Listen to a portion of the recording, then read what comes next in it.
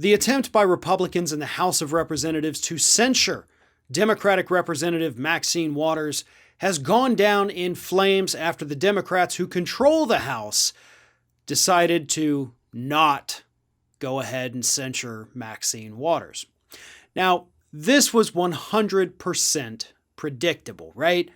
Even the Republicans knew that this measure to punish Maxine Waters over her comments about the Shovan trial and the protesters, they knew it wasn't going to go anywhere. It was purely symbolic. They did it to rile up their base and cause more division in this country.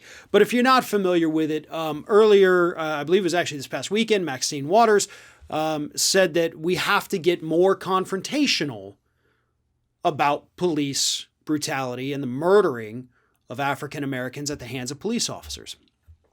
Republicans charged her with trying to incite a riot. Actually, with inciting a riot, even though no riot ensued. So I'm not really sure what the reasoning there was. They just needed a villain, to make themselves look better. So, hey, what about this elderly black Democratic Congresswoman?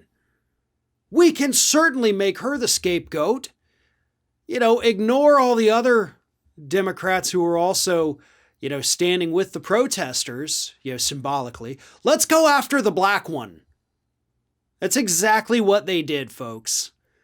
And of course, it went down in flames. And part of the reason was because obviously nothing happened because of Maxine Waters' comments. And because Maxine Waters' comments were correct.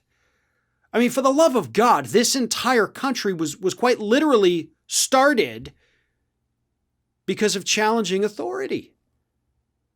Because of unfair treatment at the hands of those with power. And if you don't understand that, I suggest you go back and you reread American history. I mean, hell, most of the significant changes that have occurred in this country have happened because people got in the streets, because people got mad, because they demanded better. And that's what Maxine Waters was saying. The other side of this, obviously, is the fact that Republicans need to get their own house in order before they try to start policing the speech of Democrats. You have Marjorie Taylor Greene, who literally ran an ad talking about Nancy Pelosi, followed by a couple of gunshots. And it's just crickets from these idiots. Like, no, we're okay with her running this ad immediately after an insurrection took place in the Capitol. That's totally cool.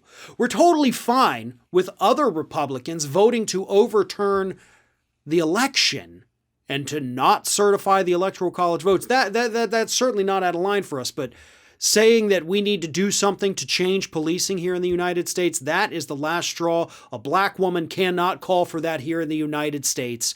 We want her censured.